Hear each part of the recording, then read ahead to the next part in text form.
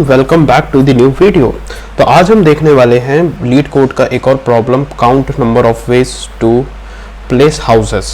तो इस प्रॉब्लम को हम देखते हैं हमने किस तरह से हमें सॉल्व करना है या फिर हमारा पहला थॉट क्या आएगा। तो अभी हम देखते हैं कि हम किस तरह से इस प्रॉब्लम को अप्रोच करेंगे।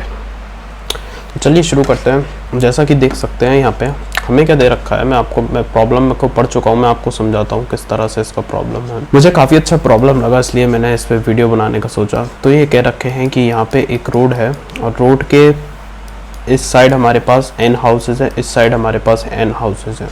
हमें हाउसेज को इस तरह से प्लेस करने हैं कि ताकि रोड के एक साइड, अगर ये वाली साइड है, रोड के एक साइड हाउसेज एडजेसेंट नहीं होने चाहिए। तो हमारे पास n इंटू 2 हाउसेज होंगे, रोड के दोनों साइड n होंगे। अगर हमारे पास एक ही हाउस है तो हमारे पास कितनी पॉसिबिलिटी है कि एक साइड में हाउसेस जो है एडजेसेंट नहीं हो। तो हमारे पास टोटल केसेस होंगे यहाँ पे 4। कैसे होंगे मैं आपको बताता हूँ। अगर हमने यहाँ पर एक हाउस प्लेस कर दिया इस पर्टिकुलर प्लॉट पर और यहाँ पर कोई भी हाउस नहीं है, और यहाँ पर अगर हमने एक हाउस नहीं प्लेस किया और यहाँ पर प्लेस कर दिया, यहाँ पर दोनों साइड हाउसेस प्लेस कर दीजिए।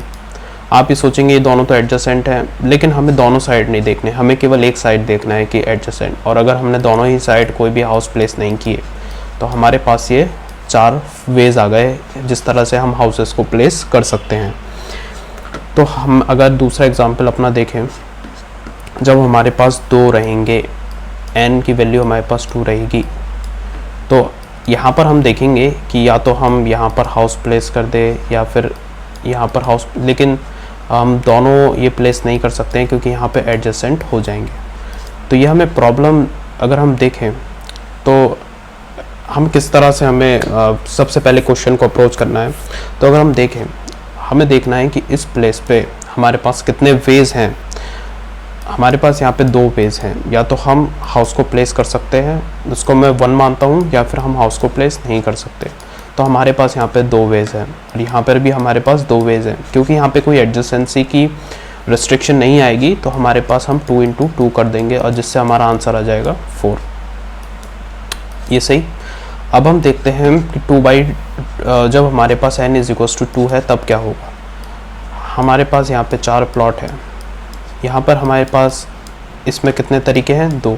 इसमें कितने हैं, अगर हम उसको नहीं मान रहे हैं कोई भी एडजेसेंसी को, तो हमारे पास 2:2 मान सकते हैं। यहाँ भी हम 2:2 वेज मान सकते हैं, यानी कि 4/4, यानी कि हमारे पास 16 वेज है अगर हम एडजेसेंसी की रिस्ट्रिक्शन को नहीं लाते हैं तो। लेकिन हमारे पास एडजेसेंसी, हमारे पास प्रॉब्लम है कि एडजेसेंट नहीं होने चाहिए हाउसेस। तो हमें काफ़ी ज़्यादा सिमिलर लगता है कि अगर हम इसे एक एरे की फॉर्म में ले लें और यहाँ पे हम देखें, या तो यहाँ पे 1 आएगा, यहाँ 0 आएगा, यहाँ पे या तो 1 आएगा, या तो यहाँ पे 0 आएगा। लेकिन इन दोनों ही प्लेसेस पे एक साथ कभी 1 नहीं आ सकता। तो ये एक केस यहाँ से माइनस हो जाएगा। तो हमारे पास इस जगह पे कितने तरीके हो गए, 3 हो गए। कैसे? क्योंकि हम या तो 1 0 को रख सकते हैं, या 0 1 को रख सकते हैं, या 0 0 को रख सकते हैं। 1 का मतलब है कि हमने इस वाली जगह पर हाउस रखा, 0 का मतलब है यहाँ पे हाउस नहीं है, यहाँ पर है कि यहाँ पर एक हाउस है, इसका मतलब है यहाँ पर हाउस नहीं है। तो यहाँ पे हमारे हो गए 3 वेज। इस पर्टिकुलर 3 वेज के रेस्पेक्ट में हम साइड में भी हमारे पास कितने वेज रहेंगे, 3, क्योंकि हमारे पास n इंटू 2 हाउसेज हैं। तो हमारे पास 3 इंटू 3, यानी कि हमारे पास हो गए टोटल 9 वेज। तो सिमिलरली हम क्या कुछ सोच सकते हैं, क्या कोई हम फॉर्मूला डिराइव कर सकते हैं, या फिर हमें किस तरह से कैलकुलेट करना है। सिमिलर केसेस में अगर हमारे पास n इज इक्वल्स टू 3 होगा, मैं आपको उसको भी कैलकुलेट करके दिखाता हूँ। अगर हमारे पास n इज इक्वल्स टू 3 होगा तो हमें किस तरह से करना है। तो अभी मैं इस तरह से ही ड्रॉ कर रहा हूँ और इस साइड में भी हमारे पास वही होंगे। तो यहाँ पर भी हमारे पास होंगे 2 वेज, यहाँ पर भी 2 वेज, यहाँ पर भी 2 वेज। अगर हमारे पास कोई रिस्ट्रिक्शन नहीं है तो 2⁻³ यानी कि हो गया हमारे पास 8/8, यानी कि टोटल हमारे पास 64 वेज होने चाहिए थे अगर कोई भी हमारे पास रिस्ट्रिक्शन नहीं होती तो। लेकिन हमारे पास रिस्ट्रिक्शन है, उस केस में हम क्या करेंगे, ब्रूट फोर्स अप्रोच सोचेंगे अगर आप, तो आप क्या कर सकते हैं कि हर एक केसेस को लिस्ट कर सकते हैं। जैसे हमारे पास 3 के केस में एरे में 8 केसेस होंगे, उन 8 केसेस को आप मैनुअली आप वेरीफाई करिए, उसके लिए एक लूप लिखिए, एरे में देखिए कि कहाँ कहाँ पर एडजेसेंट एलिमेंट मिल रहे हैं आपको। मैं आपको दिखाता हूँ किस तरह से एरे को फिल करा जाएगा अगर हम ब्रूट फोर्स मेथड से हम ये क्वेश्चन को सॉल्व कर रहे हैं। तो मैं जैसे हम एरे को फिल करेंगे तो इसका एक सिंपल मेथड है कि आप इसे एक बार 4 बार लिख लीजिए और इसे एक बार 0 को भी 4 बार लिख लीजिए। हमारे पास ये 8 केसेस हो गए, वो हाउसेस को रिप्रेजेंट कर रहे हैं। हमें ये केस नहीं लेना है क्योंकि ये दोनों एडजेसेंट हैं और ये दोनों एडजेसेंट हैं। ये भी हमें केस नहीं लेना है, ये भी हमें केस नहीं लेना है। तो हमारे पास 3 केस गायब हो गए और ये सब केस में कोई भी एडजेसेंट नहीं है। तो हमारे पास 3 केस गायब हो गए, तो हमारे पास कितने बचे एलिमेंट? 5। तो हमारे पास यानी कि हमारे पास 5 यहाँ पे रहेंगे, 5 यहाँ पे रहेंगे, तो 5 × 5 हो गया हमारे पास 25। ये एक आसान तरीका है कि आप ब्रूट फोर्स से कर सकते हैं, लेकिन इसमें जो टाइम कॉम्प्लेक्सिटी आएगी मैं आपको वो भी बताता हूँ टाइम कॉम्प्लेक्सिटी इसकी कितनी आएगी। तो हम देख सकते हैं हमारे पास n हमें 10⁴ तक हमारे पास रेंज आएगी। तो अभी हमारे पास n3 है और हम देख रहे हैं 2⁻3। तो लेकिन अगर हमारे पास n 10⁴ होगा मैक्सिमम, तो वो होगा हमारे पास 2⁻10⁴, जो कि एक्सपोनेंशियल टाइम कॉम्प्लेक्सिटी है। और ब्रूट फोर्स मेथड में इतना हम इतनी लिमिट नहीं देंगे कि, और इस केस में अगर आप ब्रूट फोर्स से करने की कोशिश करेंगे तो आपको टाइम लिमिट एक्सेप्शन आएगा। तो इसको हमें डायनेमिक प्रोग्रामिंग से कैसे सॉल्व करना है। अब मैं ये कहता हूँ आपसे कि अगर हमारे पास 3 साइज़ की एक एरे है तो क्या हम इस प्रॉब्लम को तोड़ सकते हैं? क्योंकि डायनेमिक प्रोग्रामिंग में हमारे पास एक सिंपल सा रूल है कि हमें प्रॉब्लम को ब्रेक करना है उसकी सब प्रॉब्लम में, उसके सब प्रॉब्लम के आंसर को यूज़ करना है हमारी मेन प्रॉब्लम में। तो हम इसको क्या तोड़ सकते हैं कि सब, हाँ, क्योंकि हम n = 2 का आंसर तो निकाल चुके हैं। हमने n = 3 का अगर हम आंसर निकाल रहे हैं तो हम n = 2 का निकाल चुके हैं, इसका मतलब ये है। तो n = 2 से हमें क्या फ़ायदा होगा मैं आपको बताता हूँ। ये आप देखिए ज़रा, अगर मैं n = 3 के लिए काम कर रहा हूँ तो n = 2 में मैं जानता हूँ हमारे पास कितने केसेस हैं। हमारे पास एक एरे में कितने केसेस हैं? 3, जो कि हमने अभी दिखाया था 3 × 3 9 किया था हमने अभी। इस पर्टिकुलर पोजीशन पर अगर हम 0 रखेंगे तभी हमारे पास 3 केसेस होंगे। लेकिन अगर हम क्योंकि यहाँ पर इस पर्टिकुलर पोजीशन पर इन 3 केसेस में 1 भी आ सकता है, तो अभी हमने इसको फिक्स कर दिया। हमने इसको रखा रहा, हम इसको कह रहे हैं कि भाई तू 0 रहे, क्योंकि हमें कोई अभी रिस्क नहीं लेना एडजेसेंसी का। ये तो हमारा हो गया पहला केस, लेकिन यहाँ पे 1 भी तो आ सकता है। अगर हमने यहाँ पे 1 रखा तो इस केस के अकॉर्डिंग यहाँ 0 होना चाहिए, क्योंकि यहाँ पे हम एडजेसेंसी नहीं ले सकते। लेकिन जब हमारे पास, फिर हम क्या कर सकते हैं, ये हमारी फिक्स हो गया, यहाँ पे 0 हो गया और यहाँ पे 1 हो गया, तो ये दोनों फिक्स हो गए। और जब n = 1 था हमने देखा था हमारे पास 2 केसेस थे एक पर्टिकुलर एरे में, क्योंकि हमने 2 × 2 करा था वो 4 हो गया था।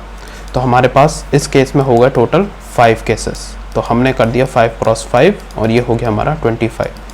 ये मेथड हर जगह काम करेगा, आप देख सकते हैं। अगर मैं n = 4 के लिए करूं, n = 2 तो n = मैं 3 देखूंगा। n = 3 पे मैंने देखा यहाँ पे 5 केसेस हैं। जब मैंने इसको यहाँ पे 0 रख दिया और जब मेरे पास यहाँ पे जब मेरे पास यहाँ पे 1 है तो मुझे यहाँ पे 0 रखना पड़ेगा और n = 2 में देखना पड़ेगा। n = 2 में देखूंगा मैं तो मेरे पास कितने केसेस आएंगे? 3 केसेस आएंगे, जो कि हम निकाल चुके हैं। अब इन दोनों को हमें ऐड इसलिए करना है क्योंकि हमें जब ये 1 है तब भी हमें केसेस कैलकुलेट करने हैं और जब यहाँ पे 0 रहेगा हमें तब भी केसेस को कैलकुलेट करना है। तो इस तरह से यहाँ पे हो गया हमारा 8। तो 8 क्रॉस हम 8 करेंगे तो वो आंसर आएगा हमारा 64 जब हम n = 4 करेंगे। तो यहाँ से हमें एक पैटर्न भी दिखता हुआ नज़र आ रहा है। हमने देखा जब n = 1 है तो हमारा आंसर है 2। ये भी इसमें आपको बहुत ज़्यादा आपको चौकन्ना रहना है कि किस तरह का पैटर्न आपको देखने को मिल रहा है। मैं आपको दिखाता हूँ किस तरह का पैटर्न है। ये भी एक डायनेमिक प्रोग्रामिंग का क्वेश्चन है अपने आप में ही। तो n = जब हमारा 2 है तो हमें मिल रहा है आंसर 3। ये मैं केवल सिंगल एरे के लिए बता रहा हूँ। और जब हमारा n इज इक्वल्स टू 3 है तब हमें आंसर मिल रहा है 5। जब हमारा n इज इक्वल्स टू 4 है तब हमें मिल रहा है आंसर 8। और जब हमारा n इज इक्वल्स टू 5 आएगा तब हमें मिलेगा 13। ऐसा मैं कैसे कैलकुलेट कर पा रहा हूँ? क्योंकि ये हमारा फिबोनाकी सीक्वेंस है। हाँ, लेकिन एक्चुअल फिबोनाकी नहीं है, क्योंकि एक्चुअल फिबोनाकी में 1 1 3 से स्टार्ट होता था फिर जाके पूरा एंड होता था।